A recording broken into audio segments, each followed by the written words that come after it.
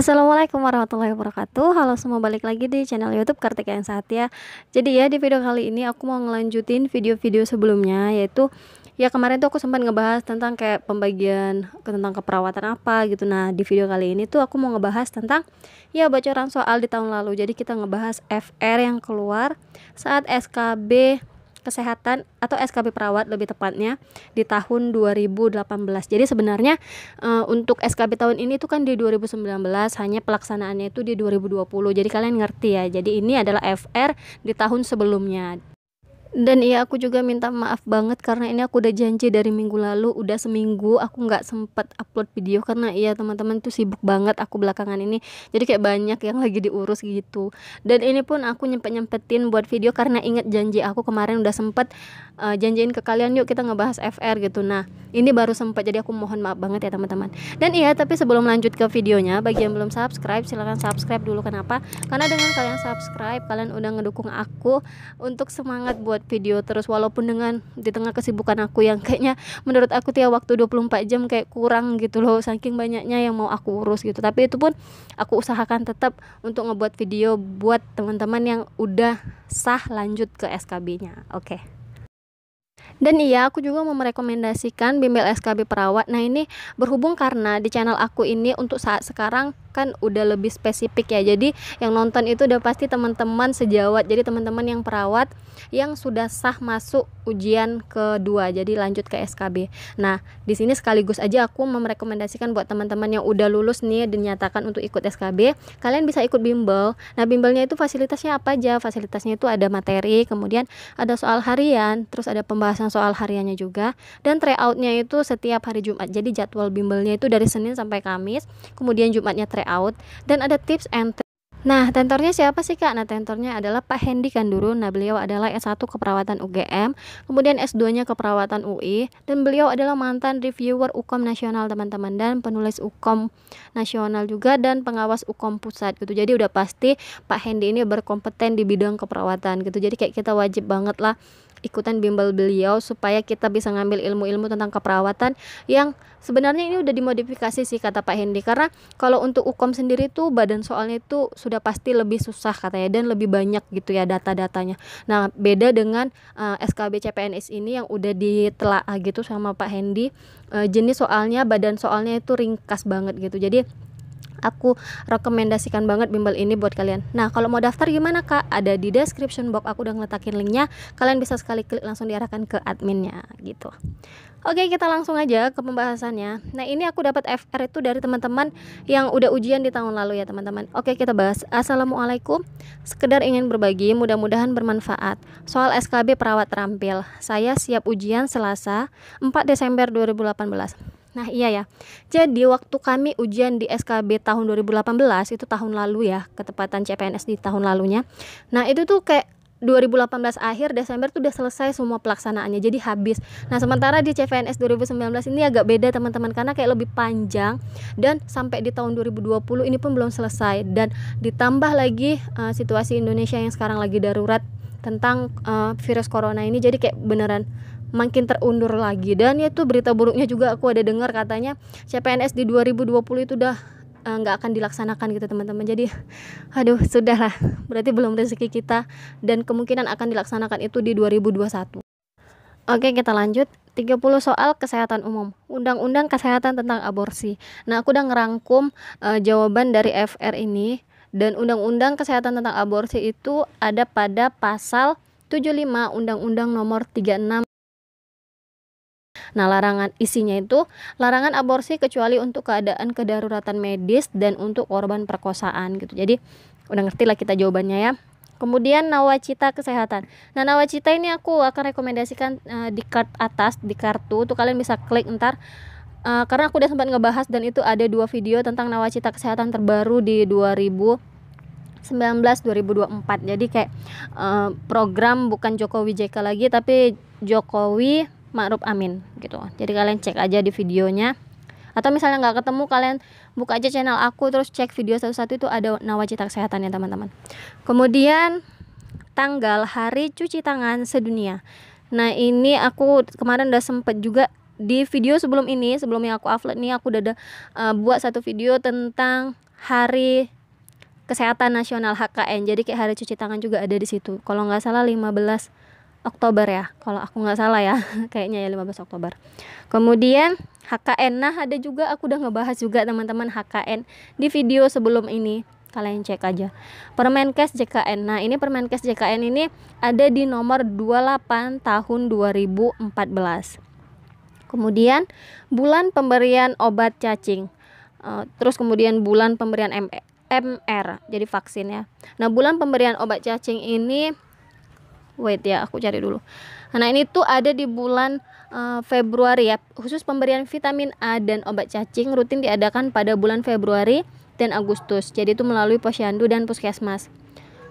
Jadi jawaban yang tepat untuk bulan pemberian obat cacing itu kalian ingat aja di bulan Februari dan Agustus. Sebenarnya sih bukan obat cacing aja, ada vitamin A-nya juga. Jadi mana tahu ntar ada ditanya, ingatnya Februari dan Agustus. Kemudian bulan pemberian MR. Nah, ini vaksin MR ini diberikan pada anak usia 9 bulan hingga 15 tahun. Dan lanjut posisi pasien post operasi. Ini juga aku nggak ngerti bentuk soalnya yang kayak gimana, tapi kalian pelajari aja. Kemudian cara hitung mili obat injeksi. Aku udah sempet nyari, cuma kayak aku belum paham banget. Jadi kalau ntar aku udah paham, aku akan buatkan satu video tentang ini ya teman-teman. Atau misal ada teman-teman yang tahu, silakan komen di bawah, kasih masukan, jadi kita bisa belajar bareng. Oke, selanjutnya persentase luka bakar. Nah, ini aku udah sempat cari juga yang untuk dewasa dan untuk anak-anak. Untuk dewasa itu untuk kepala 9, depan dan belakang itu sama 9%. Kemudian di bagian badan belakang itu 18%. Kemudian chest, dada itu 18%. Lengan kanan kiri itu 9% dan 9%. Kemudian perineum 1%. Kaki kanan 18%, kaki kiri 18%. Nah, itu hitungan untuk dewasa. Nah, sedangkan untuk anak-anak itu untuk kepala ada 18%. Nah, ini berlaku untuk depan dan belakang. Sedangkan di bagian belakang badan atau punggung ke belakang itu 18%, chest, dada itu 18%, tangan kanan 9%, tangan kiri 9%, perineum 1%, kemudian kaki kanan tuh 13,5%. Kaki kiri 13,5% juga. Jadi ini wajib dihafal. Karena mana tahu kita ketemu sama bentuk soal yang kayak gini sebenarnya kayak hitungan persitiunya gitu ya gitu teman-teman. Oke. Next itu ada PHBS di keluarga. Karena belum ngerti kayak gimana bentuk soalnya, jadi aku bingung juga mau ngejawabnya. Tapi ya seenggaknya itu FR di tahun lalu yang bisa jadi gambaran teman-teman. Semoga ya dicari aja materinya ya gitu. Terus SP, strategi pelaksanaan halusinasi, ini kayak mungkin menghardik ya, minum obat, bercakap-cakap. Kemudian visi pembangunan kesehatan jangka panjang dan menengah.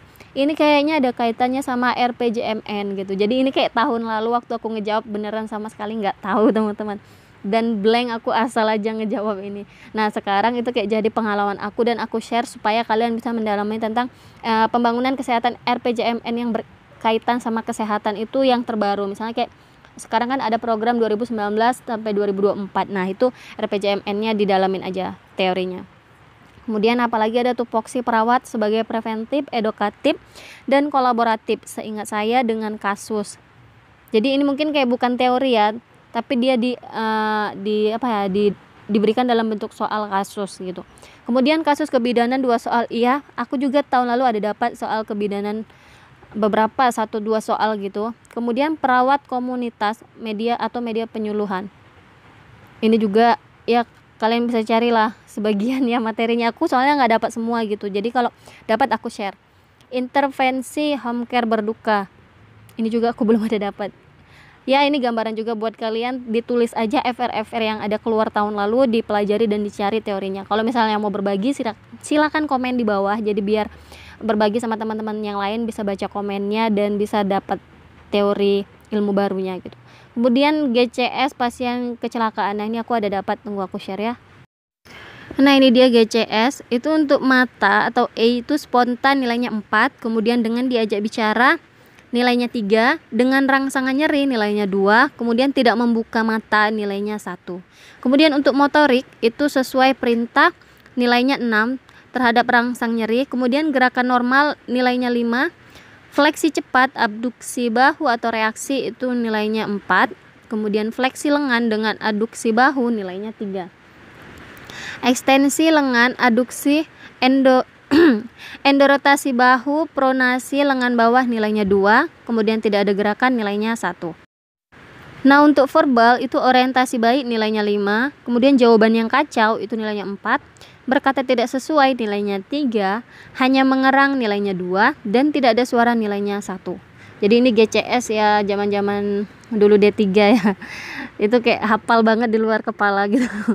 Nah, kalian bisa pelajari dan ingat-ingat, semoga kalau ketemu sama bentuk soal yang mengarah ke GCS udah di luar kepala. Nah, kemudian next mana lagi? Nah, definisi 1000 hari kehidupan. Oke, aku dapat, aku akan share. Nah, ini dia definisi 1000 hari kehidupan. Pemenuhan gizi yang baik selama 1000 hari pertama kehidupan akan membuat kemampuan anak untuk tumbuh dan belajar menjadi lebih baik. 1000 hari pertama kehidupan dihitung mulai dari hari pertama konsepsi, lalu terbentuk embrio hingga anak berusia 2 tahun. Nah, itu dia definisi dari 1000 hari kehidupan. Kemudian next itu kasus dengan pertanyaan intervensi sama salam terapeutik. Jadi kayak strategi pelaksanaan menghardik, minum obat, bercakap-cakap, melakukan kegiatan. Nah, itu dia teman-teman, FR dari salah satu teman kita yang udah ujian di CPNS 2018. Semoga jadi gambaran ya buat kalian untuk ya bisa mungkin nggak banyak dapat dari materi aku, mungkin kalian bisa cari materi sendiri, kurang lebih dia dapat soalnya yang kayak gini gitu. Oke, kayaknya gitu aja video kali ini ya. Semoga bermanfaat buat teman-teman dan bisa jadi gambaran gitu. Dan iya, kalau kalian suka sama channel aku, jangan lupa untuk subscribe. Ada tombol merah di bawah, kalian tinggal klik aja. Terus kalian like video ini kalau kalian suka, dan share ke seluruh sosial media yang kalian punya. Makasih yang udah nonton. See you next video. Assalamualaikum warahmatullahi wabarakatuh. Dadah.